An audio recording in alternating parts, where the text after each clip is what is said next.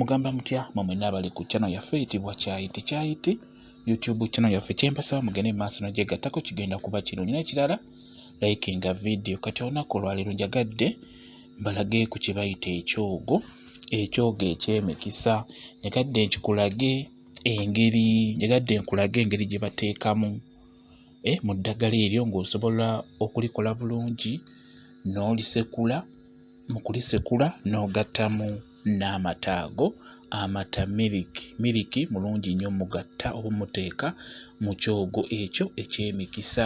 Kati njagadde nkulage eddagala eryo engeri gy'olisekulamu wamu n'ogattamu n'amata ne gayingiramu bulungi nnyo. Jjukira nti eddagala lino eraddala ery'emikisa mulimu omuntu abeera yeetaaga erisekule.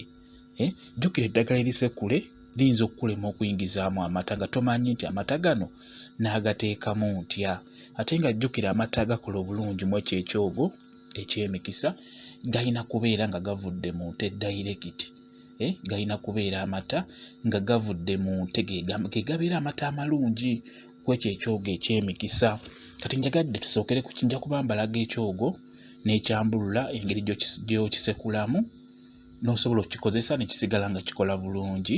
Kati era njagala tutunuulye kino eky'emikisa kyensoose nakyo. Nga bw'olaba ntaddemu eddagala ery'enjawulo nditaddemu. Kati bw'obeera okusooka ddala sooka ofune kinu oba funayo akanu. Waliwo obunu obutono nga kokoolaba, obunu obwo busekula birungo okusinga naye osobola okukasekulira bulungi nnyo eddagala mpola mpola. Eddagala eryo jjukira kati nga mmwe ababeera ebweru ku byeyo mubeereyo mukolereyo ebbanga ppanvu temutera kudda eno Uganda. Kati buli okomyewo Uganda noonya eddagala olisekule bulungi nnyo otandike obeere nga otwala lyosekudde ebweru obeere ng'onaabako mpola mpola oba otwalireko n'abaana bo banaabeko obeera olese ebweru. Kati ebbombo oba osekula eddagala eryo ebbombo lyeryo olina okuggyako obuntu obwo oba olaba ako kalaba ako olina okukaggyako tokasekulirako. Si kirungi obeera ako kasiba emikisa gyo. Kitegeera akantu ako koolaba ako oteekeddwa okukaggyako ku bbombo. Si kalungi kukanaabirako oba kukasekulira mu ddagala eryo kuba wano tulaba eddagala tugenda okusekula nga ddagala nga kyogo kya mikisa nga lyakunaabako mpola mpola. Ntunuulidde nnyo mmwe mulimu ababeera mu kibuga muno ng'ojja kugendako mu kyalo omaleyo wiiki nga mu kibuga tojja kufuna ddagala bulungi. Osobola okufuna bulungi ekino n'olisekula oba n'ogula eryo erisekule liba lijja kuyamba bulungi nnyo. Eddagala ly'emikisa singa obeera ofunye lyettuufu nga ebikole ebirimu lyeryo osobola n'oddinaabira mu nnyumba tekiba na buzibu mu binaabiro bya mu nnyumba naddala nga singa obeera ojja kirongoosa bulungi teriba na buzibu. Eddagala ebbi liryo eryambulula si ddungi ddinaabira mu nnyumba. Eryambulula lyetaaga kunaabira bweru tujja kuba tukyogerako nga ntuuse ku eryo eryambulula. Lino lyo lya mikisa lye ndi mu kkula kati olaba liryo lisekudde bulungi nnyo. Naye bw'obeera osekula tosobola ddifuna lyonna mulundi gumu. Sooka ofuneko ly'ofunyeeko lisekule olyanike mu nnyumba ku lusaniya. Kati awo nkulaga engeri gy'oteekamu amata mu ddagala eryo awo ewakulu. Sooka osekule bulungi nnyo nga bw'oliraba lyo liwedde okusekula lyensoose okusekula ofune amata gennyini miliki g'olaba ago. Mata g'ente gennyini. Kati njagala ogayiwe mu kino yiwamu amatonotono kisinzira ddagala bungi ly'olina. Yiwamu bw'otyo nga bw'olaba amata bw'otyo. Kati bw'omala okuyiwamu amata ddamu oteekemu eddagala eryo ly'obadde omaze okusekula. Ddamu oliteekemu eryo lyennyini liteeke mu kinu ky'oyiyeemu amata nga bw'olaba. Kyenkola nawe ky'olina okukola ggwe agenda okusekula eddagala eryo naddala eddagala ly'emikisa kuba eryo lya mikisa. Kati bw'omala okuteekamu amata n'oteekamu eddagala eryo ly'obadde omaze okusekula ddamu oliddemu olisekule nga bw'olaba bw'otyo kwegamba amata agwe gayingire mu ddagala eryo gagenda kuyingira bulungi nnyo kuba gagenda togenda kuddamu kugalaba goyiye mu kinu gayingira mu ddagala omwo okitegeera. Kati era yongeramu eddagala eddala era oyongeremu amata oyiwemu nga bw'ogenda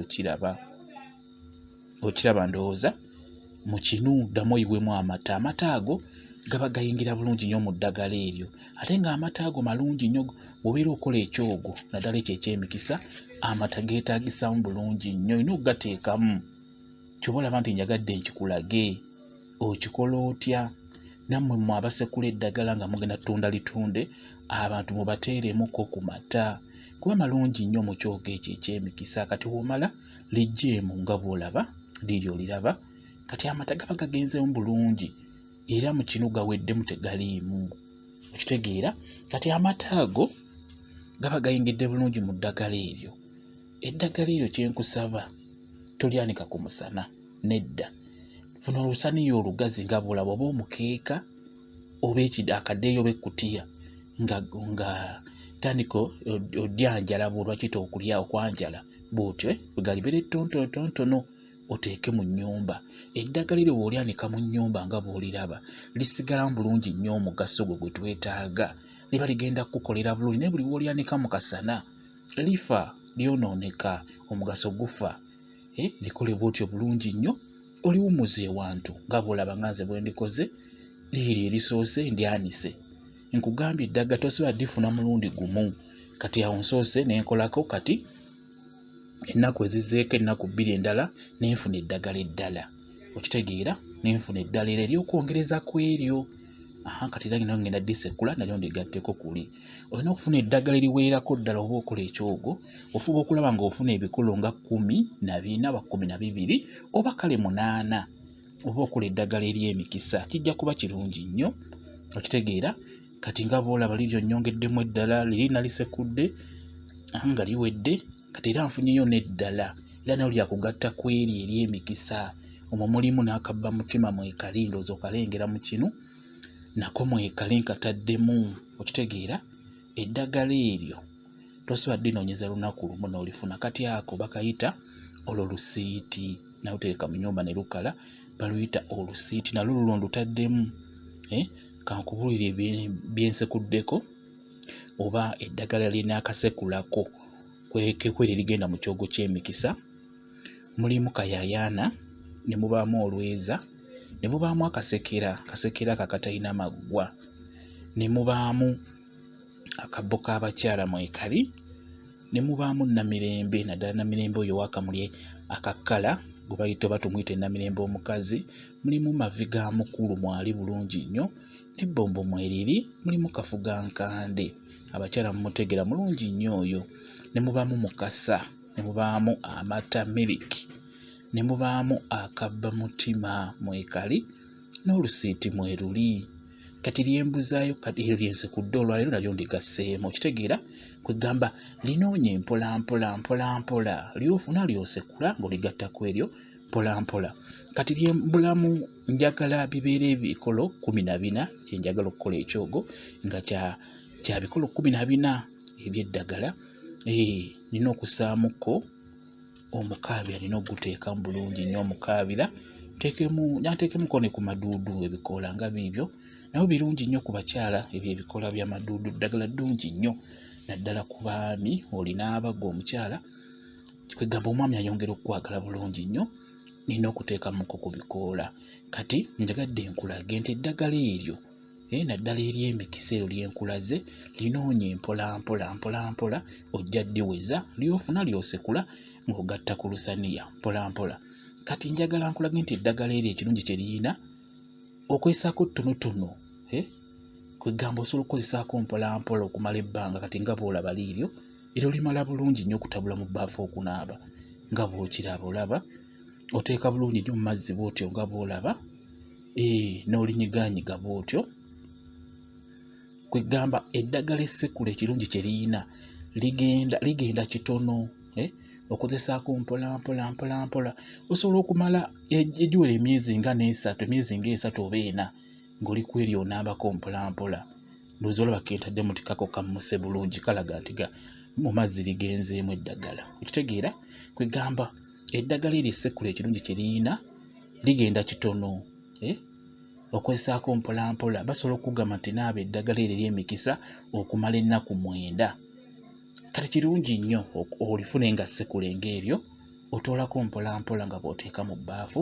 Naye kirungi nnyo okunaaba eddagala eryo ery'emikisa ng'osoose ne weeyambulula, n'onaaba eryambulula, kijja kuba kirungi nnyo, ojja kufuna ekyo ekirungi, okitegeera. Lwakuba leero nsooke mbalage eryo ery'emikisa lyeryo ndowooza olaba olusavusavu lulikulu ku mazzi ge mata ge twataddemu okitegeera. Njagadde nsooke mbalaga ery'emikisa n'oluvannyuma ngenda baterayo ekyogo ekyambulula. Bw'oba olina ky'oyagala okumbuuza ku kyogo kino eky'emikisa kambawe WhatsApp namba yange osobola okumbuuza nja kuba nkuddamu ky'otategedde. Nze njagala nnyo okozesa ekintu ng'okitegedde bulungi. Ejjamu ku WhatsApp namba yange nja kuba nkuddamu bulungi eri 0777873401 yeeyo WhatsApp namba yange. Nja kuba nkuddamu bulungi nnyo ky'otategedde ekikubuzaabuzizza ku kyogo kino eky'emikisa mbuulira mbuuza. Kati n'olwekyo mmwe abangoberera abali ku channel yaffe eyitibwa Kyayiti naddala mmwe abali ebweru wa Uganda, mmwe abawangaalira eyo okugeza nga mu America, Bungereza, Turkey eyo mu nsi ezo Dubai nga mmwe mugenda ne mumalayo emyaka 10 myaka 5 nga temudda waka. Kati bw'okomawo ewaka eno e Uganda noonya eddagala eryo mpolampola olitwale nga liri bwe lityo.